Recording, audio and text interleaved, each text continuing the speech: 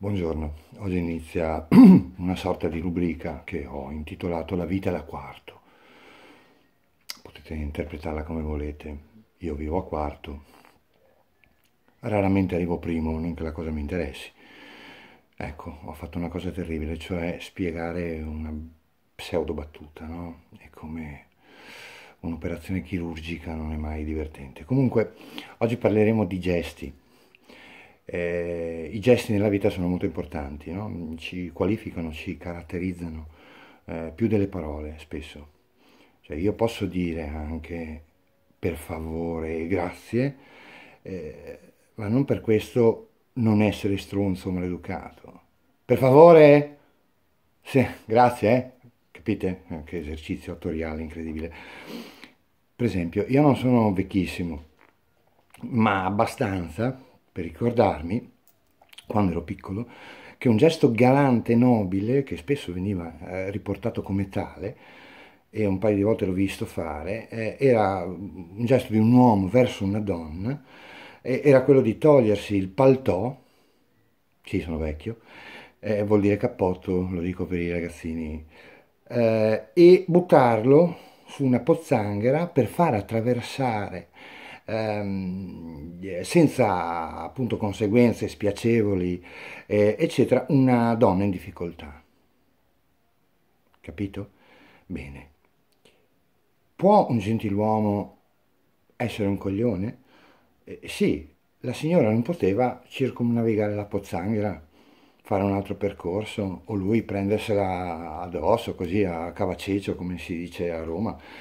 No, e adesso me lo vedo, no? Un adolescente di questi, ne ho un paio a casa.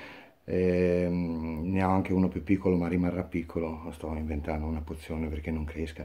Me lo vedo appunto un adolescente di questi incuffiettato, intento ad ascoltare Salmo e Fabi Fibra che parlano di cose interessantissime, tipo quante trombe si sono fatti nella settimana, che getta per terra il suo Napapiri da 400 euro comprato da te, testa di cazzo, per far passare una sua, una signora che probabilmente lo ringrazierà con un epiteto simpatico tipo vai in culo, droga de merda, che cazzo ti vuol da me? Scusate per gli amici di Roma o di Torino, comunque penso che si capisca. Ecco, ci sono gesti e gesti, no? Per esempio le corna, fissate questa cosa, no? Tutti sappiamo che cosa vuol dire, ma può avere molteplici significati. Quando mi vedete abbassare, io sto leggendo, perché l'ho scritto per voi e non è che ho tempo di memorizzare, ho altre cose da fare nella vita, stirare, cucinare, guardare i miei figli, mandarmi a fanculo, quindi insomma sono indaffarato. Ma può avere molteplici significati questo gesto. Tipo, il pubblico rocchettaro metallaro lo usa come segno distintivo. Vabbè, c'è l'aggiunta del pollice, però questo ha un significato. I tifosi dei Chicago Bulls fanno così, ma non è che stanno mandando a fanculo quelli dei Detroit Pistons. Me ne intendo io di basket. Allora, per esempio, io una volta andai a Milano alla borsa proprio. Ho studiato ragioneria in una delle mie tante vite e quando entrai vidi un sacco di persone distinte, con il doppio petto, ma con questa pettorina che indicava l'azienda per cui lavoravano, la ditta per cui lavoravano, che facevano questo gesto qua. E non capivo, cazzo, perché fanno le cose. Stanno dando del cornuto, non so, hanno perso soldi, allora sono incazzati. No, erano gli operatori, cioè loro stavano praticamente comprando e vendendo le Toro Assicurazioni, cioè ogni azione aveva un simbolo. Poi c'era questo, che era, giuro, è tutto vero, il gas, le azioni del gas, poi c'era questo, che era la Barilla, che però all'epoca erano orgogliosi di avere l'olio di palma, adesso non più e lo mettono in tutte le confezioni. Gli unici che secondo me sono degli eroi sono quelli della Ferrero, della Nutella, che l'hanno tenuto. Ci ammazzano, ma ringrazio la Ferrero per questa coerenza, ma davvero non è ironico, sono degli eroi. Allora, il dito medio lo conosciamo tutti, no? Sappiamo il significato recondito di questo. Vuol dire va a fare in culo. Ma il mignolo? Va a fare in culetto? No. Allora, il dito medio nasce secoli fa quando gli arcieri scozzesi, prima di trafiggere, o almeno lo speravano, i nemici bastardi inglesi, gli facevano vedere queste due dita, quindi il medio e l'indice, per dire vi stiamo per uccidere. Vi scocchiamo le frecce, vi schiocchiamo le frecce, scrocchia quello che le frecce e vi stiamo per uccidere. Quindi no, non ha un significato volgare. Cioè non è che gli auguravano una doppia penetrazione su per il culo. Bene, per un cantante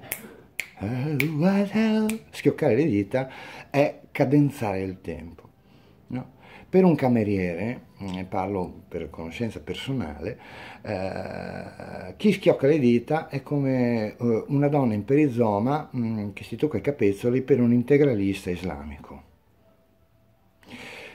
Apro una parentesi e poi torno sullo schioccare delle dita. Io non mi farei mai saltare in aria, no? Per una promessa salvifica. Agli integralisti che si immolano, gli viene, da quelli che si fanno esplodere a Parigi, a Londra, quello che è, eccetera, gli viene promesso, una volta morti, sapete tutti, una quarantina di vergini. Ok. A mio parere è una stronzata colossale perché da qualsiasi punto di vista tu la guardi è una cagata. Cioè io muoio per 40 vergini. Primo, trombare una vergine non è così divertente come si dice, se tu hai già fatto, insomma, se sei vergine anche tu, parliamone. Non è divertente, pensa a 40, cioè spiegargli a tutti i 40, guarda, questo è il clitoride, lei ti farà un po' male, non lo so, lo so, sono vergine. Ma secondo me c'è in realtà un problema di traduzione. Io che ho studiato il Corano, no, un sacco di tempo libero e conosco lingue orientali, so che Maometto voleva dire questo, ehm, cioè ti accoppierai con 40 vergini di 40 anni. Allora, sapendo che molte donne si incazzeranno, ma pazienza, tanto vi incazzate per qualsiasi cosa, arrivare vergini a 40 anni non è per forza sinonimo di beltà, di fascino, di, no? Quindi è una condanna quasi. Vabbè, ma torniamo allo schioccare delle dita del cliente di un ristorante. Cioè tu, cliente, hai mille modi, non è che lo facciano in molti, però hai mille modi per attirare l'attenzione di un cameriere che in realtà non vede l'ora che tu mangi subito, non vede l'ora perché così finisce un po' prima o comunque finisce, quindi la sua attenzione è perché tu mangi subito, ok? Perché te ne vai prima? Non io, ovvio, no, no, io no. Perché io impazzisco all'idea che alle 3 del mattino ci sia una coppia di amanti seduti ancora sul tavolo mentre io scopo la sala o la lavo e sistemo i bicchieri, non vedo l'ora, è una cosa bellissima.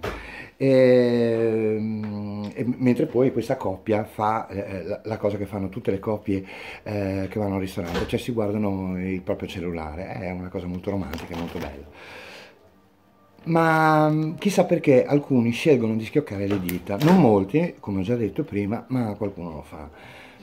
È folklore ed è falso pensare che un cameriere ti sputi nel piatto se sei maleducato con lui. Non lo fa, non lo fa, non lo fa. Vorrebbe, ma non lo fa. Non è che per esempio un chirurgo comunista si opera, che ne so, Salvini o Berlusconi, gli lasciano nello stomaco una copia del manifesto di lotta continua, se n'è ancora una. Vorrebbe, ma non lo fa. C'è la deontologia, ok? Allora, basta, la rubrica sta finendo, vi lascio con alcuni pensieri autoreferenziali sparsi. Oggi che è domenica, il Bologna giocherà a Milano contro l'Inter. E io so esattamente che alle 16:30 sarò lievemente depresso. Il mio cane, anzi la mia cagna, May, parla, ma nessuno ci crede perché non lo fa mai in pubblico, anzi non lo fa mai perché è molto timida.